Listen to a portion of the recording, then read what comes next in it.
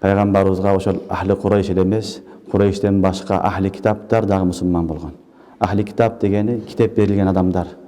Алар бизге чейинги насара, яхуд, буларды ахли китап деп айтабыз, себеби аларга китеп түшкөн. Алар дагы Кудайдын бардыгына, бирлигине, ахиреттин бардыгына ишенген адамдар болгон. Негизи ислам инна дин индаллахи ислам. Дин бир эле. Пайгамбарлардын баарынын дини бир эле нерсе болот. Ал дин жалгыз Алла, Алладан башка Кудай жок, өлгөндөн кийин тирилесин, кыямат бар, эсеп китеп болот, дозок бар, бейиш бар деген мазмун бүт бар пайгамбарлар айткан. Мына ушуну дин дейт. Пайгамбарлардын баарынын дини бир эле нерсе, шариат өзгөрүп турат. Шариат дегени ошол өкүмдөр өзгөрүп турат. Мисалы биздин ислам динине келгенибизде, биздин ислам дининде шариаттар өзгөрүп кеткен. Намаздын өзүнүн 5 вакыты бар, орозонун өзүнүн вакыты бар, кажынын өзүнүн вакыты бар. Бүт нерсе бул шариат. Шариаттар өзгөрүп турушу мүмкүн, бирок дин өзгөрбөйт. Ал дин ат-таухид ва рисала, өлгөндөн кийин тирилүү, өлгөндөн кийин жашоо, ахирет, фериштелердин бардыгына, ахиреттин бардыгына, пайгамбарларга иман келтирүү, бүт бардык пайгамбарлардан муштарака бул нерсе болгон. Ошон үчүн пайгамбарыбыз саллаллаху алейхи вассалам келгенден кийин ахли китаптар да иман келтиришкен. Ахли китаптардын ичинден Абдуллах ибн Салам яхуди болгон, Салман Фарси, насаралардан көптөгөн адамдар Хабашага Жафар Садык разияллаху анху хижрат кылганда 40ка жакын насаралардын, христиандардын алымдары келип мусулман болгон учурлар болгон.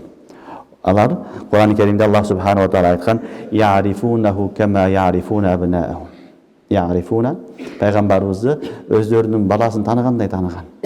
Өздөрүнүн китептеринде, ошо китептеринде пайгамбар саллаллаху алейхи вассаламдын сыфаттары айтылган. Мисалы Иса алейхиссаламдын немеси келет: "Я'ти мин ба'ди исмуху Яхья Ахмад. Я'ти мин ба'ди расула исмуху Ахмад." Менден кийин бир пайгамбар келет, анын исми Ахмад деп айтылган. Кыскасы пайгамбарлардын бардыгы бир эле дин алып келет. Ошон үчүн мурдагы коомдордагы пайгамбарыбыз саллаллаху алейхи вассаламдын чыныгы пайгамбар экенин таныган. Алар таанып билип иман келтиргендери болгон, бирок иман келтирбегендери да болгон.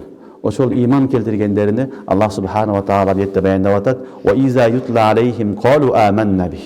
Аларга Кур'ан-ы Керим тилават кылганда алар айтышат: "Аманна бих." Биз бул Кур'анга иман келтиргенбиз.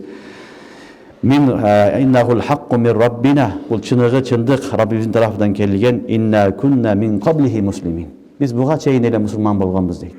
Уламалар, муфассириндер буга чейин эле мусулман болгонбуз дегенди манасын айтат. Бир манасы пайгамбарыбыз саллаллаху алейхи вассалам келгенге чейин биз күтүп жүргөнбүз. Келгенден кийин чыныгы пайгамбар экендигини Тавратта, Инжилде көргөндөн кийин иман келтирдик деген манасын айтышат. Экинчи манасы муслимин деген бетте лугави манасы дейт. Биз буга чейин эле баш ийип турганбыз.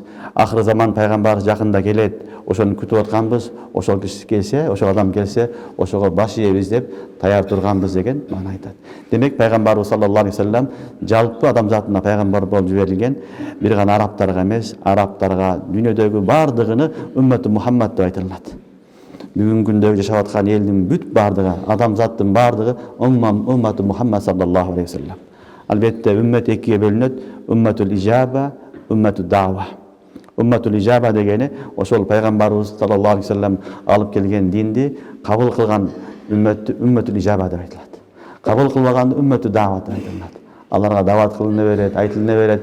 Иман келтирсе фабиха ва наимат, иман келтирбесе анда анын жазасыны ахиретте өзү көрөт. Ошон үчүн Аллах субханаху ва тааля аятта айтып атат: пайгамбарыбыз саллаллаху алейхи вассалам келгенден кийин аларга дават кылып чындыктап келгенде алар айтышты: "Биз сен келишиңден алдын эле, мурун эле биз сага мусулман болгонбуз. Алып келген диниң бул хак мин раббина, биздин Раббибизден келген хакыйкат чындык. Инна кунна мин qablihi муслимин" деди.